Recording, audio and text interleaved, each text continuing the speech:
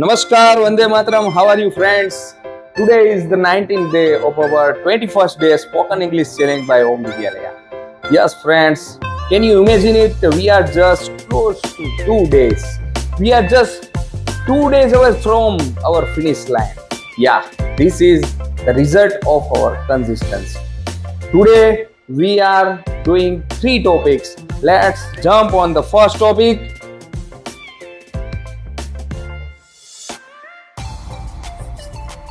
આપણો પહેલો ટોપિક છે adverb. Yesterday we have learn part of speech. અંગ્રેજી ભાષાનું ઘરેણું જેને કહેવામાં આવે છે તેવી પાર્ટ ઓફ સ્પીચ કેટલી છે? 8. એમાંનું એક છે એડવર્બ. કાલે આપણે વર્બની એબીસીડી કરેલી હતી. એ થી ઝેડ સુધીના વર્બ અને તેના ઉપયોગો જોયેલા હતા. આજે આપણે એડવર્બ ની એબીસીડી જોવાની છે. તો એબીસીડી જોવાનો મેઇન રીઝન એ છે કે આપણી વોકેબ છે ડેવલપ થાય અને સાથે સેન્ટેન્સનો યુઝ પણ આપણે શીખીએ. તો ચાલો શરૂ કરીએ. First of all A, always. A for always. Now read the sentence. મારી સાથે જ વાંચવાનું છે અને બોલવાનું છે, ખાલી મનમાં નથી વાંચવાનું. ચાલો સાથે વાંચો. She always comes on time. She always comes on time. શું કામ comes આવ્યું? ત્રીજો પુરુષ એકવચન, યાદ છે ને? તે હંમેશા સમયસર આવે છે. તો સમયે આવે એ સુર, ઓકે, સુરા કહેવાય. તમે પણ સમયસર આવું. He boldly. He boldly spoke his mind. તેણે ધૈર્યપૂર્વક પોતાની વાત કહી. ધૈર્યપૂર્વક પોતાની વાત કહી. C for careful. Please drive carefully, otherwise you will meet the accident.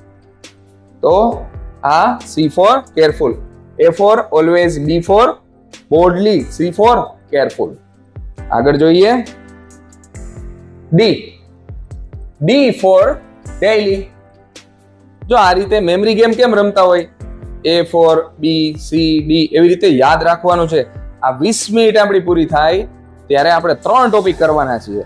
મને પહેલા સ્લોટમાં આપણે જે આ એડવર્બની એબીસીડી કરીએ છીએ, સાથોસાથ પાકી કરો, એ તમારા માટે challenge. D for daily. I read the newspaper daily. ચાલો આવું બીજું વાક્ય બનાવો.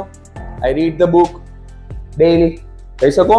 પછી હવે માની લો અહીંયા કોઈ ગર્લની વાત આવે કે માની લો કે નીતા, તો શું આવશે? નીતા રીડ આવશે કે રીડ્સ આવશે? Reads. Very good. E for easily. She solved the problem easily. તેણે સરળતાથી સમસ્યા ઉકેલી. Next, fast. The car run fast. Car ઝડપથી દોડે છે. મારી સાથે બોલજો. Speak with me. Okay, very good. Next, G for gladly. I will gladly help you. હું ખુશીથી તમારી મદદ કરીશ. ગ્લેડલી બહુ સરસ મજાનો એડવર્બ છે. ચોક્કસ વાપરજો અલગ અલગ સેન્ટેન્સમાં. H for honestly. Speak honestly. ઈમાનદારીથી બોલો. ખોટું બોલો તો પકડાઈ જાય. ઈમાનદારીથી બોલો. I for intensely. ખૂબ સરસ મજાનો એડવર્બ છે. I for intensely. He replied intensely. તેણે તરત જ જવાબ આપ્યો. Next, J for justly. The judge ruled justly. ન્યાયાધીશે ન્યાયપૂર્વક નિર્ણય કર્યો. Justly. છે ને સરસ? Note down in your mind and in your notebook. K for kindly. Kindly open the door. Kindly shut down the door. Kindly bring a water for me, like that. Next, loudly. Don't shout loudly. ઊંચા અવાજે બૂમ પાડશો નહીં.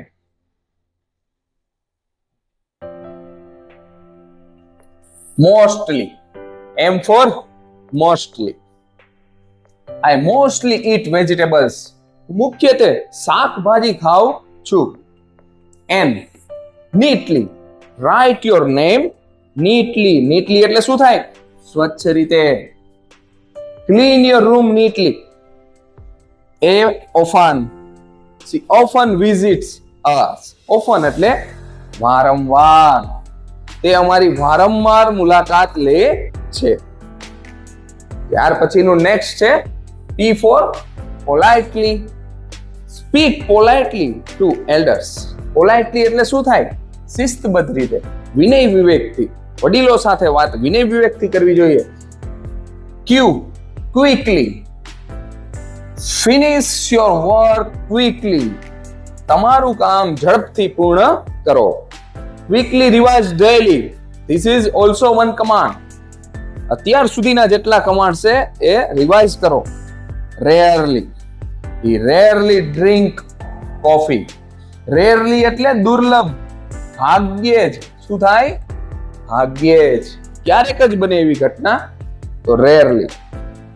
ત્યારબાદ આવે છે S for slowly. Please walk slowly. I am tired. Okay, જો આવી રીતે આ વાક્ય બોલ્યા પછી તમે એની પાછળ પણ બીજા વાક્ય જોઈન્ટ કરી શકો છો. T for today. I am busy today. હું આજે વ્યસ્ત છું. Usually. She usually walks up early. તે સામાન્ય રીતે વહેલી ઉઠે છે. Usually પણ અગત્યનો એડવર્બ છે. સ્લોલી ઉપરથી ગુરુ રંધાવાનું સોંગ તમને સાંભળ્યું હશે. સ્લોલી સ્લોલી સ્લોલી સાંભળ્યું છે? ન સાંભળ્યું હોય તો સાંભળી લેજો. એ એડવર્બ છે. Next V for very. I am very happy. હું આજે ખૂબ ખુશ છું. Wisely. Spend money wisely. Wisely એટલે સમજદારીપૂર્વક, વિવેકપૂર્વક, આડેધડ નહીં. Wisely. Spend money wisely. Choose friend wisely. Genially. એક છે પણ ઉચ્ચાર genially થાય. They welcomed us genially. તેણે અમારું મહાનદારીથી સ્વાગત કર્યું. આગતા સ્વાગતા ખૂબ કરી. એ રીતે wisely, genially, learn English. Okay. Next. Yearly. Y for yearly. We celebrate yearly festivals. અમે દર વર્ષે તહેવારો ઉજવીએ છીએ. લાઈક દિવાળી, હોલી, એવી રીતે લિસ્ટ બોલી શકશો. અને zealously. He worked zealously. Zeal એટલે ઉત્સાહ. ઉત્સાહપૂર્વક તેણે કામ કર્યું. Learning is a yearly process. It's not a sudden happening. Yearly process છે. તો આ યરલી ઉપરથી આપણે વાક્ય બનાવીશું. તો અહીંયા આપણા એડવર્બની એબીસીડી પૂરી થઈ. આશા રાખું છું તમને મજા આવી હશે. યાદ રાખો, આ દરેક એડવર્બને તમારી વોકેબમાં લઈ આવો અને એનો વાક્ય પ્રયોગ કરતા શીખો. ત્યારબાદ આજનો the second topic of our day 19. It's a grammar topic. Gerund. Gerund definition સૌથી પહેલા જોઈએ. જીરંડ એટલે શું? Gerund is ing form of verb. ing વાળું વર્બ છે. વર્બ તો આપણે શીખી ગયા, એનું ing વાળું ફોર્મ છે. Work as a noun. Noun એટલે નામ. In a sentence. સેન્ટેન્સમાં નામ, ઘણી વાર એવા સેન્ટેન્સ હોય એમાં નામ જ ન હોય, એમાં જીરંડ હોય. ઓકે, આપણે જોશું કે નામની જેમ કામ કરે છે. Work as a noun. Example, swimming is good for health. બધા ગોતતા હોય ક્યાં ગયો, હી સી ઇટ ક્યાં ગયા, પણ સ્વિમિંગ છે ને જીરંડ છે. એ સબ્જેક્ટના ઓપ્શનમાં નામ તરીકે વપરાય. સ્વિમિંગ. આઈએનજી વાળું સ્વિમ છે, આઈએનજી વાળું here swimming is a gerund. Acting as a noun. યાદ રહી ગયું? ફરીથી એકવાર રિવાઇઝ કરી લો. જીરંડ સ્પેલિંગ જોઈ લ્યો. શું છે તો કે આઈએનજી વાળું વર્બ છે. It's a ING form of verb. Work as a noun. ING form of verb અને work as a noun. Clear? Now let's check the use of gerund. The first use as a subject of a sentence. Sentence માં કર્તા તરીકે. Reading helps you learn. Running is fast. તો અહીંયા સબ્જેક્ટના જગ્યાએ gerund વપરાણો. બીજું જો object તરીકે, કર્મ તરીકે, I enjoy dancing. She likes cooking. Third, after preposition. Prepositions પછી આવે. She is good at painting. He left without saying goodbye. તો આ જે at without આ બધા preposition છે. After certain verbs એટલે કે gerund છે અમુક verbs પછી પણ આવે. I avoid eating junk food. Okay, આ avoid છે એ શું છે? verbs છે. They suggest going early. Suggest એ પણ verb છે. They suggest going early. Common verbs follow by gerund. Enjoy ખાલી જગ્યા, enjoy, dancing, avoid, fighting. આ રીતે સમજાણું? આ બધાની પાછળ જનરલી એ gerund આવતું હોય છે, ing વાળું verb forms આવતું હોય છે. તો આ બધા જો enjoy, avoid, admit, suggest, mind, finish અને practice. હવે gerund જે ટોપિક છે આપણો આજનો, તેને આપણે એની પ્રેક્ટિસ કરીએ. સ્પોકન ઇંગ્લિશમાં બોલવાના માધ્યમથી આપણે કેવી રીતે gerund વાપરી શકીએ છીએ જોઈએ. I like swimming. મને તરવું ગમે છે. બીજું વાક્ય બનાવો. I like painting. I like running. I like બોલો speaking. સરસ. She enjoy dancing. તેને નૃત્ય કરવું ગમે છે.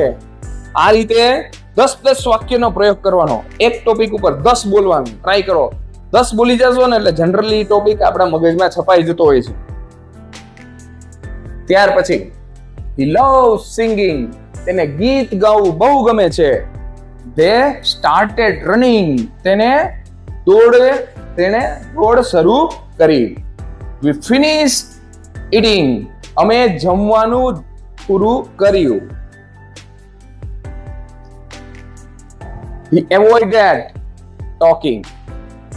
તેણે બોલવાનું ટાળ્યું. I hate waiting. મને રાહ જોવી પસંદ નથી. she kept smiling. તે હસતી જ રહી.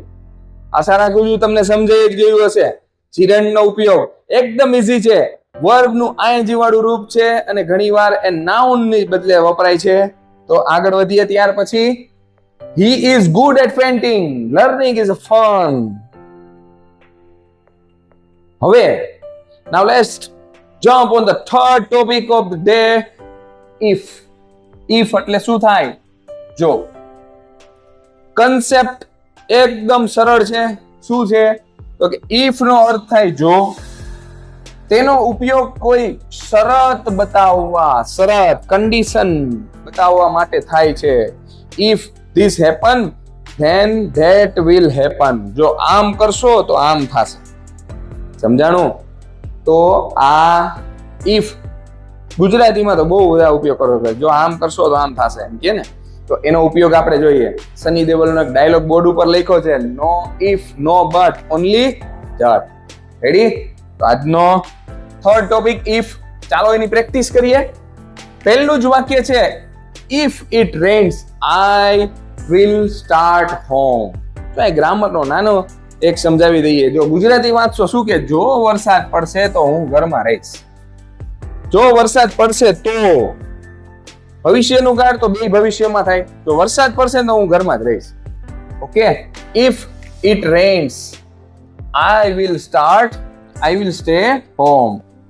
if you study well જો તું સારી રીતે અભ્યાસ કરશે you will pass. સમજાણું?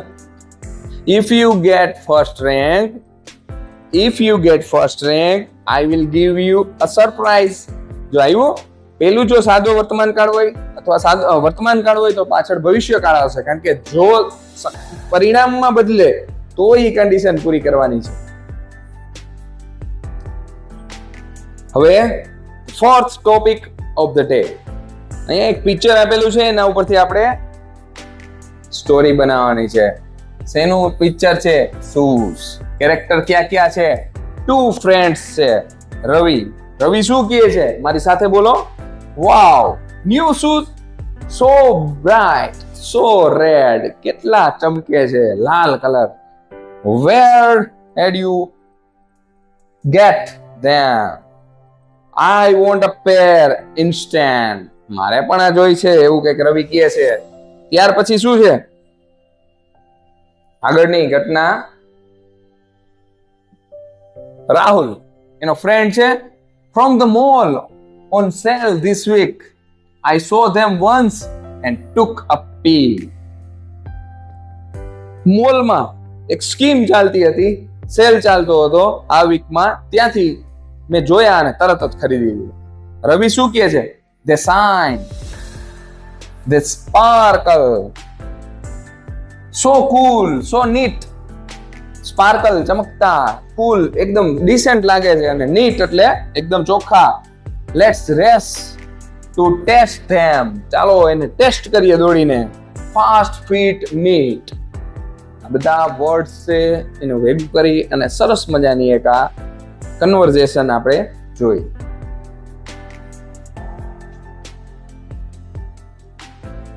તો મિત્રો, today here it's end of the day 19. અહીંયા 19મો દિવસ આપણો પૂરો થાય છે. આશા રાખું છું કે આજનો દિવસ તમે ખૂબ એન્જોય કર્યા હશે. ફરીથી મળીશું આવતીકાલે નવા ટોપિક સાથે, નવા ઉત્સાહ સાથે. ત્યાં સુધી વંદે માતરમ.